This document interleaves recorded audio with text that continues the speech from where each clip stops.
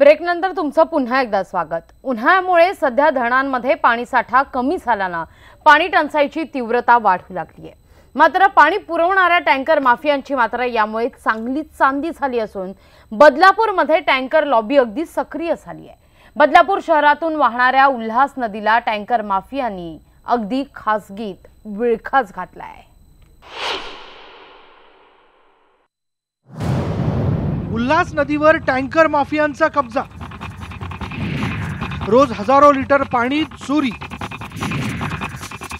Tanker माफियांची लाखोंची कमाई। ठाणे जिल्ह्याची तहान भागवणारी ही उल्हास नदी, या नदीला सध्या टँकर माफियांनी अजगरी विळखा घातलाय। बदलापूर शहरातून वाहणाऱ्या या नदी पात्रातून दिवसाला 100हून अधिक टँकर पाणी चोरी केले जाते। धक्कादायक बाब म्हणजे पोलिसांच्या आशीर्वादाने ही पाणी चोरी होत असून उन्हाळ्यामुळे टँकर माफियांचा धंदा तेजीत आहे। जेव्हापासून पाणी कपात लागू केलेली आहे तेव्हापासून पिण्याच्या पाण्याची प्रचंड वाईट परिस्थिती संपूर्ण प्रत्येक विभागामध्ये आहे आणि प्रत्येक सोसायट्यांना अक्षरशः टँकर मागवावे लागतात आणि ते टँकर मिळवण्याकरता 3-3 दिवस लाईन लावावी लागत आहे आणि वाटेल त्या किमतीमध्ये त्यामुळे टँकरची विक्री केली जाते आहे।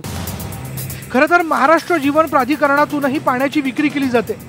जीवन प्राधिकरणातून 220 रुपयांमध्ये एक टँकर पाणी विकत घेऊन ते गृहसंकुलांना 1200 ते 1500 रुपयांना विकलं जातं। तसंच अग्निशमन केंद्रातूनही पाण्याची विक्री केली जाते।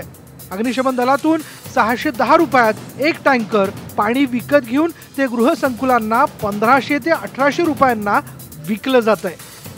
बदलापुरातील ही पाणी चोरी राजकीय आश्रयामुळेच फोफवली असून त्यामुळेच हे टँकर माफिया निर्ढावले असल्याचा आरोप स्थानिकांकडून केला जातोय। उल्हास नदीतून 30 MLDचं पाणी मिळणार, पण या केवळ वल्गनाच ठरत आहेत। एकही MLD जास्तीचं पाणी कुळगाव बदलापूर शहराला मिळत नाहीत। उलट जे काही पाणी मिळत होतं त्यात देखील 28% कपात केल्यामुळे 1.5 दिवस पाणी आपल्याला मिळत नसतं आणि ते 1.5 दिवस पाणी मिळत नसल्यामुळे पुढचे 2-3 दिवस देखील पाणी पुरवठा सुरळीत होत नाही।